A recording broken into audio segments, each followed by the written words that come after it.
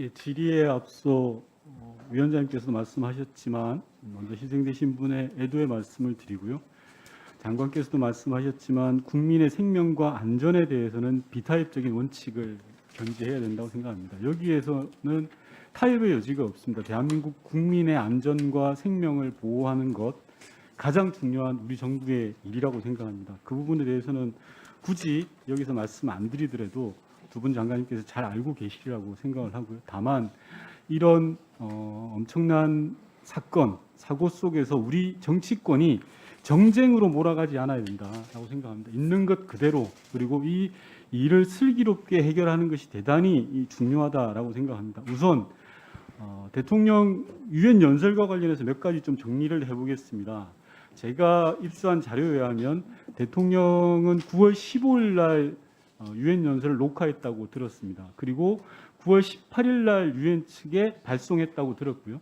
통일부 장관께서는 9월 23일 날 1시부터 2시 반까지 예. 긴급 관계장관회의를 했습니다. 네. 이 관계장관 회의라는 게 우리 정부가 입수한 첩보의 신뢰도를 증빙하고 토론하는 자리 아니었습니까? 네, 그렇습니다. 예.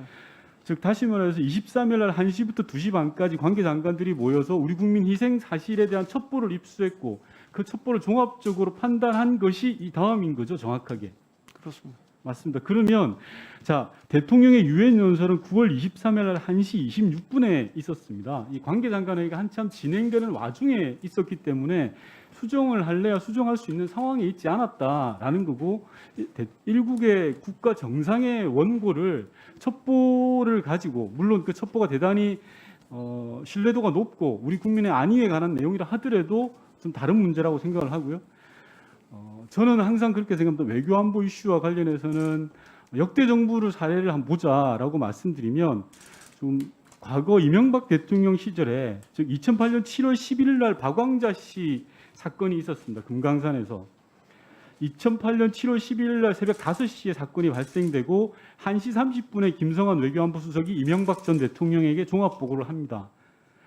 그날 13시 50분에 이명박 대통령이 국회로 출발하고 정확하게 14시 20분에 북한에 대한 전면적인 대화를 제안합니다. 통일부 장관 알고 계시죠? 예, 알고 있습니다. 14시 59분에 피격 사건이 첫 보도가 됩니다. 물론 저는 이 사건을 이 이명박 대통령의 메시지에 대해서 가타부타 말씀드리고 싶지는 않습니다. 대통령으로서 충분히 할 수 있는 내용이라고 생각을 합니다.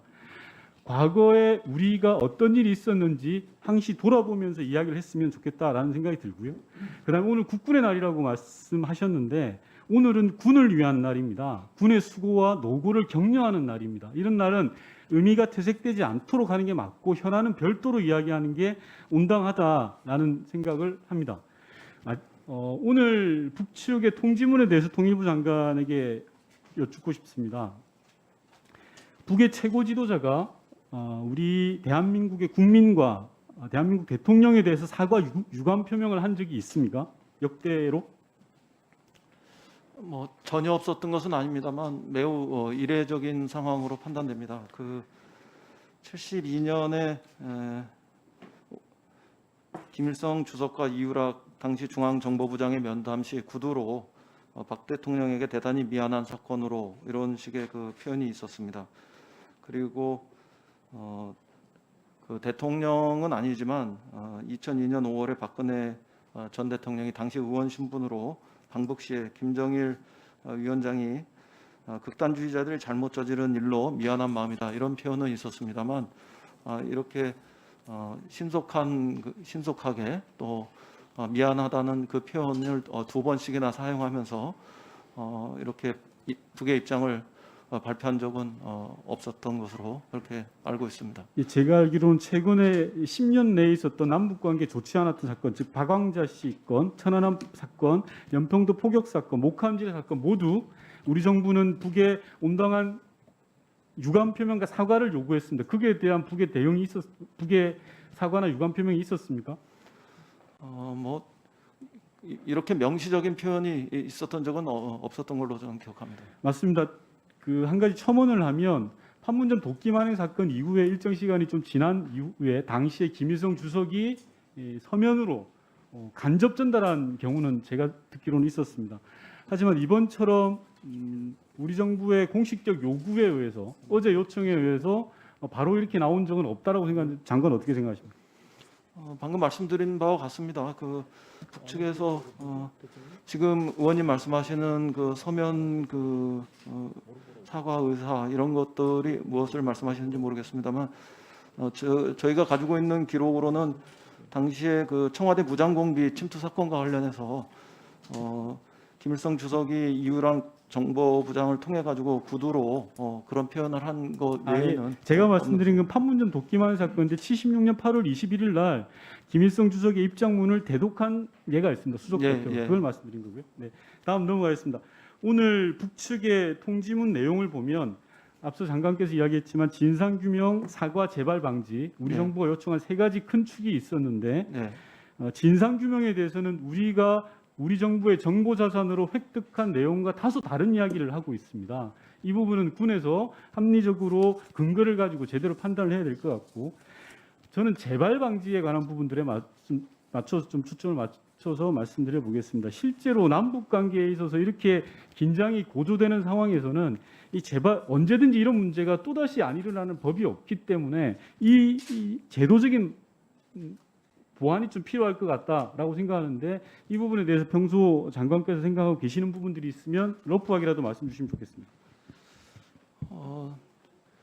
우선 남북 간의 그 대화와 관계 복원 이런 과정을 통해서 구체화할 일이라고 생각합니다.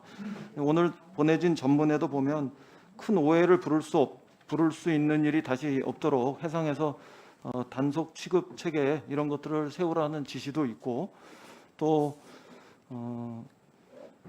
그 남북 사이의 신뢰와 존중의 관계가 허물어지지 않게 더 긴장하고 각성하며 필요한 안전 대책을 강구할 부분들을 북쪽의 그 최고 지도부에서도 강조한 바가 있기 때문에 남북 간의 그 대화와 접촉이 이루어지면 이런 문제들을 좀 재발 방지를 위한 실질적이고 구체적인 조치들에 대해서 논의할 수 있을 것이다 그렇게 기대합니다.